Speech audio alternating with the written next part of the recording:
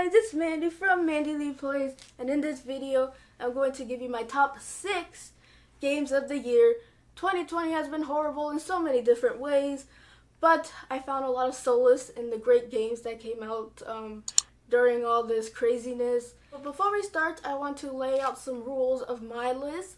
First, it could be a definitive edition, a port, a deluxe, a whoza, because if it wasn't, I would literally have 2 games on the list. Also, this is my list, so of course I'm going to pick the games that I like. But if you like different types of games, or you had one that was on your list that I didn't have, please leave it in the comments down below. I would love to hear it. So, with all that being said, let's get on to the games. So my number 6 on the list is Hyrule Warriors Age of Calamity. Now, why it's number 6 is because the story wasn't really good, but the gameplay was awesome, and it is my favorite Hyrule Warriors Nintendo games out of all of them, and I just love it. The gameplay is very, very nice. It adds some challenge without being too easy, though you can make it really easy if you wanted to, and I just overall enjoyed it. Like, I'm on my way to 100%ing this game, so it's a good game, but the story falls a little flat. That's why it's number 6. On to my number 5 pick, and that is Paper Mario the Origami King. A lot of people don't like it, but I love it. I streamed it with you guys, and it was a very, very fun adventure. It has to be one of the better Paper Mario games out of all of them. Yeah, I said that. And I just really enjoyed it. The gameplay was cool and fun. The story was so cute, and it was very heartwarming at times. And it really took a dark turn in some places. So I just love it. And it's a step in the right direction for a Paper Mario game.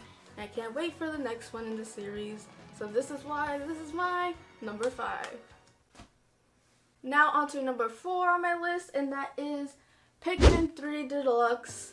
Yeah, I know this is a Wii U port, but it says Deluxe, so yay, it goes.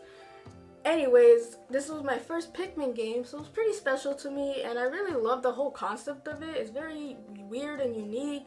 And I'm so happy that they ported it to the Switch and I got to experience it, because it's really a cute game. It doesn't have a lot with story, but it's still a whole bunch of fun to play. So that's why this is my number 4. No games were hurt in the making of this video. Like, literally, they're empty cases, so. Now for number 3 on my list, we have Persona 5 The Royal Edition. This game is so good. It's awesome-tacular, and I highly recommend anybody to play it. Even if you play Persona, just the base game, this adds so much content, so much story to it. It comes in at like $30 in most places, so I highly recommend. And look at this beautiful steelbook. You probably won't get the steelbook, but look how pretty.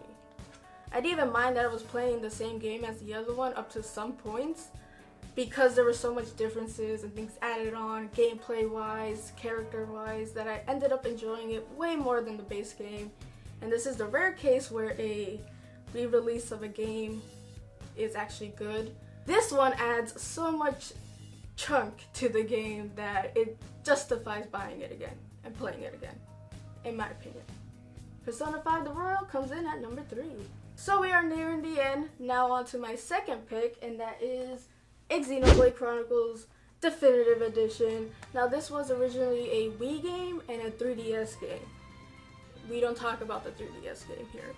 And I was so excited when they decided to port it over to the Switch with new graphics, new stuff, new content as well, like future connected, that further gives us more lore of the story. I just love this game so much, and it was actually my first time playing it. So I had it for the 3DS, but since it was so ugly, I couldn't look at it, so I put it down. Aesthetics matter to a game at a certain point. Just saying. So when they announced this for the Switch, I was like, yes, and they redid all the graphics. I was like, So I picked it up, and man, was it awesome. It's so, so good. I like Xenoblade Chronicles 2 a little bit better, but this one was short of a masterpiece, and I just loved it so much. So yeah, this is why it's my number 2 pick. Alright, so we are at my number 1 pick, but before then, I have an honorable mention, and that is Spider-Man. Now, I put this as an honorable mention because I just played it, and it came out 2018, so I was kind of late to the party, so I wasn't really into Marvel superhero stuff, but one of my peeps actually sponsored me to play Spider-Man, and originally I wasn't feeling it at all. Like, I was gonna drop it that day, but the story kept me going, and I like the simplicity of it. I just found it really refreshing, something that I don't normally play on my channel, but I found it really, really nice. Now, for my number one pick, something that you guys totally would not see coming from a mile away. Totally not. Especially if you're watching my channel a lot. It's gonna come as a surprise. And that is Animal Crossing. Surprise! Yeah, you guys probably knew. So, why this one's number one, it's a more emotional, like, kind of thing. Yes, this thing came out at the right time for COVID, and it did, and all that stuff, but historically, I loved Animal Crossing for a bunch of reasons, but to help my mental state and, you know, help with my anxiety, depression, these games always come in clutch. And it indeed came at a really good time. Like, the timing is impeccable. And it got me through a lot of situations when I was feeling bad, feeling sad, or just overall depressed.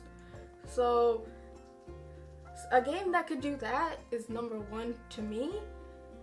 And I have like, what, 700 hours into it? So it's not like I just spin around in a circle. I really love the mechanics that they introduced. The shovels and stuff breaking, but I really love this game, and it really made 2020 more bearable.